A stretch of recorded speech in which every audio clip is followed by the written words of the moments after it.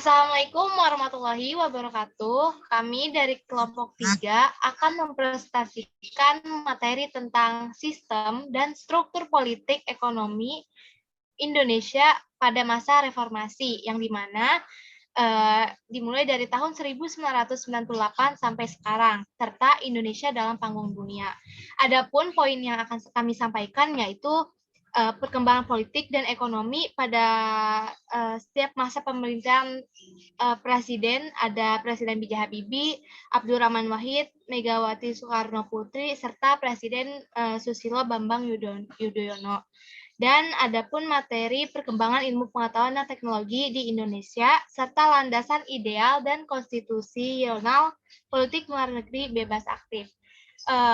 Materi pertama yang akan disampaikan yaitu perkembangan politik dan ekonomi pada masa pemerintahan Presiden B.J. Habibie, akan disampaikan langsung oleh Tegar.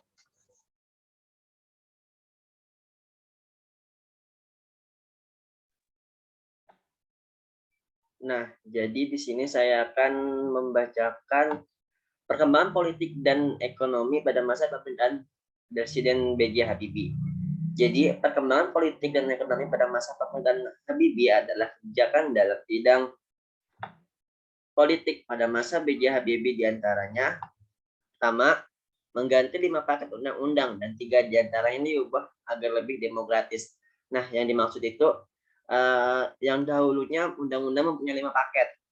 Terus habis itu yang 2 tidak diubah, kemudian yang 3-nya diubah agar lebih demokratis. Lalu yang kedua, kebebasan rakyat dalam menyalurkan aspirasi. Jadi di sini rakyat itu bebas untuk menyalurkan aspirasi apa aja terhadap pemerintah. Yang ketiga, melakukan pencabutan terhadap pemberedalan pers. Yang keempat, jejak pendapat wilayah Timur Timur. Nah, jadi itu jejak pendapat wilayah Timur Timur tuh pendapat wilayah Timur Timur tuh kayak apa sih? Ada notanya gitu, pendapatnya apa aja gitu. Kemudian yang kelima, memberikan abolasi hak kepada negara untuk menghapuskan hak tuntutan pidana kepada 18 tahanan dan narapidana politik, orang-orang yang pernah mengkritik presiden. Yang keenam, pengurangan jumlah anggota ABRI di MPR dari 75 orang menjadi 38 orang. Di sini pemerintah tuh mengurangi jumlah anggota ABRI di MPR yang tadinya 75 orang kemudian dipangkas menjadi 38 orang. Dan yang terakhir, Polri memisahkan diri dari ABRI menjadi Kepolisian RI. Istilah ABRI berubah menjadi TNI. Sedangkan kebijakan dalam ekonomi diantaranya yang pertama, merekapitulasi perbankan dan menurunkan inflasi. Jadi pada masa pemerintahan B.J. Habibie, rupiah itu sangat naik terhadap dolar Amerika Serikat. Dan yang kedua, merekonstruksi perekonomian nasional. Jadi perekonomian nasional di sini tuh dibangun ulang itu. Yang ketiga, melikuidasi bank-bank bermasalah. Yang keempat, bentuk badan penyihatan perbankan nasional. Yang kelima, menaikkan nilai tukar rupiah terhadap dolar Amerika Serikat hingga di bawah 10.000. Jadi itu poin nomor 4 ini, poin nomor 5 ini ada hubungannya dengan poin nomor 1 yaitu menurunkan inflasi. Yang keenam, menaikkan nilai. Yang ketujuh, mengesahkan Undang-Undang Nomor 5 Tahun 1999 tentang larangan praktik monopoli atau persaingan tidak sehat. Dan yang terakhir, mengesahkan Undang-Undang Nomor 8 Tahun 1999 tentang perlindungan konsumen. Selanjutnya, masa pemerintahan Presiden Abdurrahman Wahid akan dibacakan oleh Syafira Nuril. Masa pemerintahan Presiden Abdurrahman Wahid. Masa pemerintahan Kiai Haji Abdurrahman Wahid atau Gus Dur adalah Maksudnya Kiai Haji Abdurrahman Wahid atau Gus Dur adalah Presiden Republik Indonesia yang keempat yang memerintah dari Oktober 1999 hingga Juli tahun 2001. Gus Dur disebut juga sebagai Bapak Pluralisme karena membebaskan etnis Tionghoa untuk beribadah dan menetapkan Tahun Baru Imlek sebagai hari libur nasional. Kebijakan pemerintahannya Yang pertama, membubarkan Departemen Penerangan dan Departemen Sosial karena dianggap tidak menjalankan tugasnya dengan baik. Juga dianggap sebagai biang korupsi. Menurut Gus Dur, Departemen Sosial yang seharusnya mengayomi rakyat justru korupsinya besar-besaran. Yang kedua, mengganti nama Irian Jaya menjadi Papua. Tujuannya yaitu untuk mengembalikan harkat dan martabat masyarakat Papua sebagai warga negara Indonesia. Yang ketiga, mencabut TAP MPRS nomor 25 tahun 1966 tentang larangan terhadap Partai Komunis Indonesia dan penyebaran Marxisme dan Leninisme. Yang keempat, melawan tekanan IMF. Gus Dur menolak desakan IMF untuk membuka supermarket tanpa batas sesuai dengan amanat peraturan pemerintah nomor 10 yang digagas NU. Gus Dur menolak tekanan IMF dengan tujuan untuk melindungi usaha kecil dan menengah. Yang kelima, perekonomian tumbuh positif untuk pertama kali sejak reformasi. Arah peningkatan ekonomi di era Gus Dur berjalan dengan baik. Sejak ditinggalkan Habibie dari -3 tumbuh hingga 4,7% di tahun 2000. Ketimpangan sosial turun. Gus Dur berhasil menurunkan rasio Gini hingga 0,31 atau terendah dalam 50 tahun terakhir. Terdekat dengan pencapaian ini hanya ada di era Soeharto pada tahun 1993 dengan rasio Gini 0,32. Jatuhnya kekuasaan Gus Dur Juli 2001, Gus Dur mengeluarkan maklumat atau deklarasi presiden yang berisi pembubaran DPR MPR. Yang kedua, mengembalikan kedaulatan ke tangan rakyat dengan mempercepat pemilu dalam waktu 1 tahun. Yang ketiga, membukukan Partai Golkar sebagai bentuk perlawanan terhadap sidang istimewa MPR. Namun maklumat tersebut tidak mendapat dukungan, dan pada 23 Juli MPR secara resmi memakzulkan Gus Dur dan menggantinya dengan Megawati Soekarno Putri.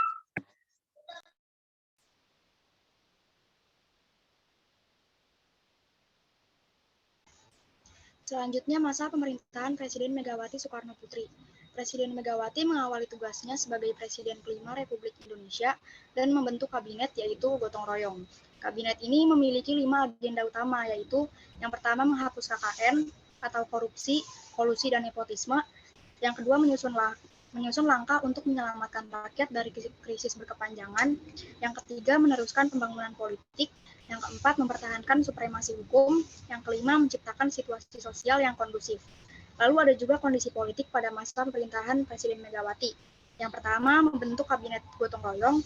Yang kedua, mendirikan Komisi Pemberantasan Korupsi atau KPK. Yang ketiga, mengadakan pemilu yang bersifat demokratis melalui 2 periode. Ada pula kebijakan Presiden Megawati, yaitu berhasil menaikkan pendapat per kapita pada saat itu yang sedang menurun.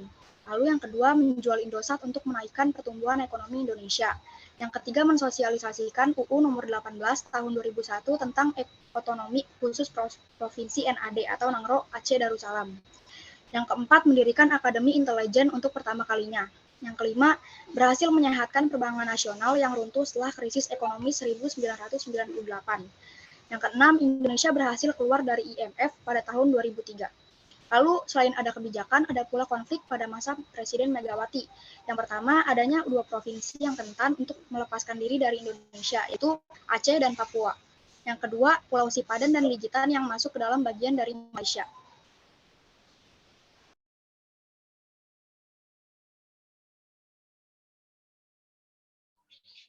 Oke, lanjut tentang masa pemerintahan Presiden Susilo Bambang Yudhoyono.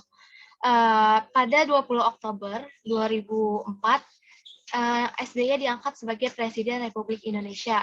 Lalu ia membentuk kabinet yang bernama Kabinet Indonesia Bersatu. Apa saja kebijakan yang telah ditetapkan oleh SBY dan apa aja kedudukan pemerintah Presiden SBY pada pemilu 2009 bakal kita bahas. Pertama, kebijakan Presiden SBY yaitu mencanangkan program 100 hari pertama yang dimana memprioritaskan masalah kemiskinan, pengangguran, pemberantas KKN, korupsi, kolusi, dan nepotisme. Lalu, program pemberantasan kemiskinan ini dilakukan melalui kegiatan bantuan langsung tunai atau yang disebut BLT pada tahun 2006.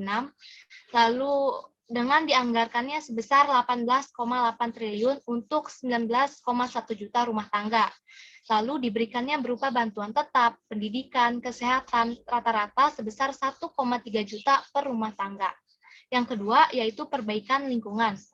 Yang ketiga, perbaikan sarana dan prasarana seperti gedung sekolah, fasilitas kesehatan, akses jalan, air bersih, dan lain sebagainya.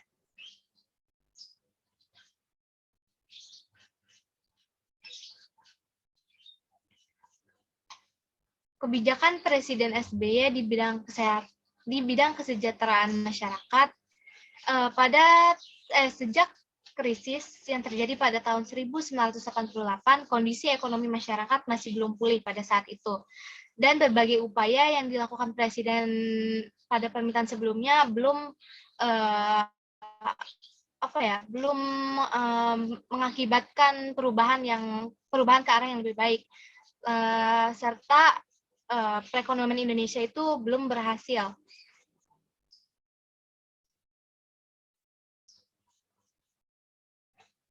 Lalu Presiden SBY mengeluarkan kebijakan pada bidang kesejahteraan masyarakat berupa 1. Menangani tsunami Aceh pada tahun 2004, memperparah krisis ekonomi Indonesia dan mengalami kerugian materi yang sangat besar. Lalu Presiden SBY menetapkan Keputusan Presiden Nomor 36 Tahun 2005 tentang Rencana Induk Rehabilitas dan Rekonstruksi Wilayah dan Kehidupan Masyarakat Aceh, Kepulauan Nias. Yang kedua, meningkatkan anggaran di sektor pertanian, tujuannya untuk perbaikan sektor pertanian dan pupuk murah. Yang ketiga, meningkatkan anggaran pendidikan yang dengan menaikkan dana bantuan operasional sekolah atau dana BOS dan tunjangan guru. Hasilnya, tingkat putus sekolah turun dari 4,25% menjadi 1,5% pada tahun 2006. Yang kelima, memberikan asuransi kesehatan masyarakat miskin dan menurunkan harga obat generik. Dalam bidang politik, Presiden SBY mengeluarkan kebijakan yang pertama itu membentuk Sekretariat Gabungan atau kita sebut Setgab. Tujuannya ini untuk menciptakan pemerintahan yang solid dan visi misi yang sejalan. Yang kedua, memperluas wewenang pemerintah daerah dan mengurangi wewenang pemerintah pusat secara seimbang. Yang ketiga, mengupayakan birokrasi yang transparan, partisipatif, dan dapat dipertanggungjawabkan. Yang terakhir, yaitu membangun komunikasi yang efektif dengan masyarakat melalui media sosial. Dalam bidang konflik, adapun kebijakan Presiden SBY yaitu adanya daerah-daerah yang ingin memisahkan diri, antaranya yaitu Aceh dan Poso. Dan kebijakan untuk konflik yang terjadi di Aceh yaitu mengadakan forum dialog dari lokal hingga internasional. Yang kedua, melakukan pendekatan langsung ke masyarakat Aceh melalui kunjungan pada tanggal 26 November 2004 untuk mensosialisasikan pentingnya otonomi khusus daerah Nenggoro Aceh Darussalam. Konflik yang terjadi di daerah Poso merupakan konflik agama sejak 1998. Presiden SBY kemudian mengeluarkan Instruksi Presiden Nomor 14 Tahun 2005 tentang langkah penanganan konflik Poso. Nah, pada pemilu 2009, Presiden SBY menetapkan gaya kepemimpinan yang transparan dan partisipatif. Hasilnya, Presiden SBY dapat terkenal, populer, dan dapat dipercaya oleh rakyat. Selama masa pemerintahan SBY, situasi dalam negeri mulai kembali kondusif. Beberapa konflik mulai mereda, mulai kedatangan investor asing, dan lapangan pekerjaan mulai terbuka lebar. Dampak tersebut dirasakan langsung oleh masyarakat. Nah, hal ini menjadi modal untuk maju kembali kepada pemilihan presiden 2009.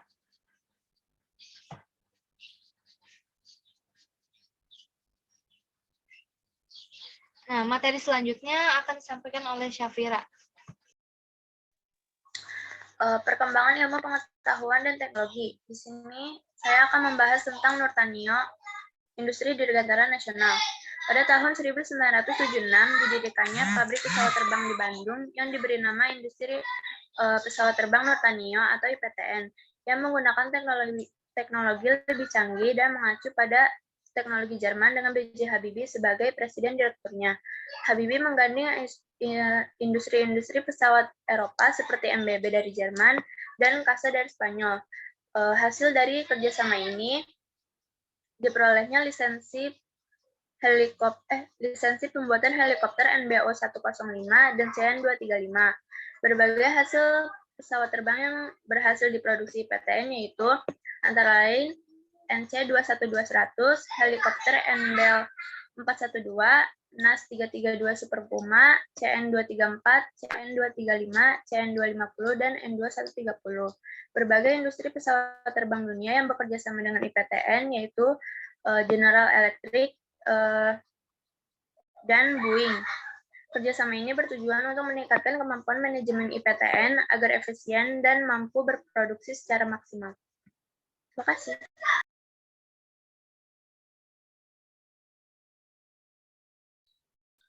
Nah, selanjutnya di sini saya akan menjelaskan perkembangan ilmu pengetahuan dan teknologi dalam bidang teknologi komunikasi.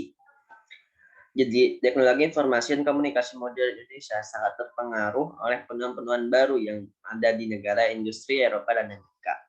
Berikut ini sejarah perkembangan teknologi informasi dan komunikasi modern di Indonesia. Yang pertama, Internet. Pada tahun 1998 muncul Internet Service Provider atau ISP pertama di Indonesia yang bernama Indonet. Indonet berhasil membangun sambungan awal ke internet dengan menggunakan teknologi dial-up. Dilansir dari kompas.com, jumlah pengguna internet di Indonesia pada kuartal kedua tahun 2020 mencapai 196,7 juta jiwa. Angka tersebut meningkat dibandingkan pada tahun 2018. Di mana jumlah pengguna internet di Indonesia sebesar 171,2 juta jiwa. Lalu yang kedua, radio. Perkembangan radio di Indonesia telah ada sejak tahun 1920-an. Pemerintah kolonial Belanda membangun beberapa stasiun radio di kota-kota besar seperti Batavia's Radio, Vereeniging atau BRF. Ya, Netherlands Indies Radio Amprop atau NIRM dan Solosche Radio Vereniging atau CSRV. Pada 11 September 1945, pemerintah Indonesia berhasil mendirikan stasiun radio nasional Indonesia yang dinamakan Radio Republik Indonesia atau RRI. Lalu yang ketiga ada satelit. Dalam jurnal studi perkembangan dan kondisi satelit di Indonesia 2013, karya Diah Yuniarti, peluncur satelit Palapa yang bertujuan untuk membangun sistem informasi dan komunikasi nasional yang efektif dan efisien. Sistem satelit ini mampu menyediakan layanan teleponi dan faksimili antara kota di Indonesia. Lalu di sini saya akan menjelaskan tentang teknologi transportasi. Yang pertama, transportasi darat. Transportasi darat diawali dengan adanya pembangunan jalan tol besar pada tahun 1973 untuk menghubungkan daerah-daerah terpencil. Jalan tol pertama yang dibangun pada tahun 1973 adalah jalan tol Jakarta Bogor Ciawi dan masih banyak lagi pembangunan jalan tol yang masih berlangsung hingga sekarang. Selain jalan tol, pada tahun 1995 telah diresmikan pembangunan kereta api ekspres yang berkecepatan 120 km per jam Jakarta-Surabaya. Yang awalnya ditempuh dalam waktu 14 jam dapat disingkat hanya 9 jam.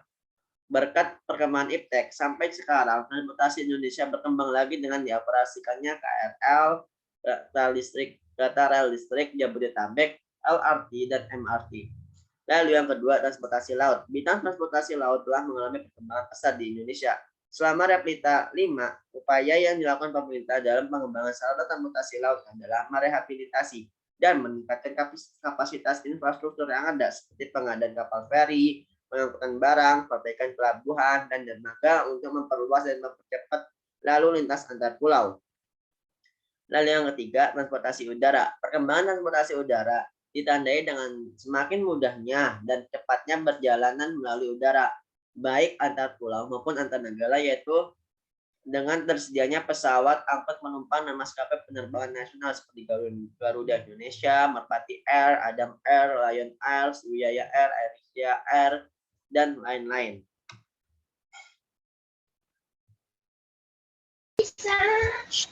Selanjutnya ada revolusi hijau. Revolusi hijau merupakan upaya pemerintah dalam meningkatkan pertanian melalui kebijakan modernisasi. Kebijakan ini secara nasional dan intens baru dilakukan pada masa Orde Baru.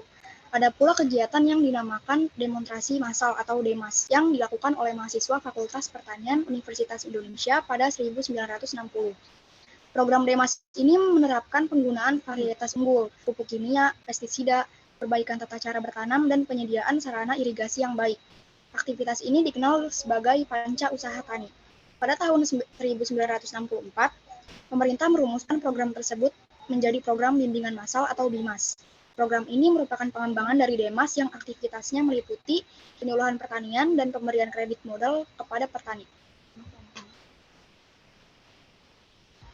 Dalam upaya meningkatkan hasil pertanian lebih tinggi lagi, pemerintah Orde Baru mengembangkan program BIMAS menjadi intensifikasi massal atau INMAS pada tahun 1969. Program ini merupakan program modernisasi pertanian berskala nasional. Titik tekan INMAS yaitu menerapkan panca usaha tani. Target pelaksanaan INMAS yaitu pengoptimalan produktivitas lahan dan kualitas hasil pertanian, terutama padi.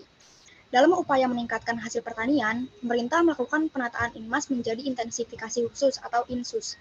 Titik tekan INSUS ini yaitu peningkatan hasil dari setiap hektar sawah melalui sabta usaha tani. Pemerintah terus berusaha meningkatkan hasil pertanian dengan mengubah program INSUS menjadi supra INSUS. Nah, dalam sistem pertanian ini dikembangkan berbagai program, diantaranya yang pertama, intensifikasi, yaitu pengolahan lahan pertanian untuk meningkatkan hasil pertanian dengan menggunakan berbagai sarana. Yang kedua, ekstensifikasi, yaitu usaha meningkatkan hasil pertanian dengan cara memperluas lahan pertanian yang baru. Yang ketiga, mekanisasi, yaitu usaha meningkatkan hasil pertanian menggunakan mesin modern. Yang keempat, diversifikasi, yaitu penggunaan keragaman jenis usaha pertanian untuk menghindari ketergantungan pada salah satu hasil pertanian. Yang kelima, rehabilitasi, yaitu usaha memperbaiki lahan pertanian yang semula tidak produktif menjadi lahan yang produktif. Selanjutnya, dampak perkembangan teknologi. Terdapat dampak positif dan dampak negatifnya. Yang pertama, dampak positifnya yaitu mendapatkan informasi secara lebih cepat dan lebih mudah. Kedua, meningkatkan kualitas pendidikan. Yang ketiga, menambah pengetahuan dan wawasan. Yang keempat, menambah efektivitas dan efisiensi dalam interaksi sosial masyarakat. Sedangkan dampak negatif yang diperoleh yaitu membuat orang menjadi malas untuk berkomunikasi secara langsung. Yang kedua, berkembangnya sifat konsumtif. Yang ketiga, hilangnya budaya tradisional. Yang terakhir yaitu menumbuhkan kecenderungan sikap antisosial. Oke, untuk materi yang terakhir yaitu landasan ideal dan konstitusional politik luar negeri Indonesia bebas aktif. Landasan ideal politik luar negeri Indonesia adalah Pancasila. Nilai yang terkandung dalam Pancasila dijadikan pedoman dan pijakan dalam melaksanakan politik luar negeri Indonesia. Pancasila ini merupakan salah satu faktor objektif yang mempengaruhi politik luar negeri Indonesia karena kedudukan Pancasila sebagai falsafah negara yang mengikat seluruh bangsa Indonesia. Lalu ada juga landasan konstitusional politik luar negeri Indonesia adalah pembukaan Undang-Undang Dasar 1945. Politik luar negeri Indonesia menentang segala bentuk penjajahan di dunia. Hal ini terdapat di pembukaan UUD 1945 pada alinea pertama. Lalu yang kedua, tujuan politik luar negeri Indonesia juga tercantum dalam pembukaan UUD 1945 alinea keempat.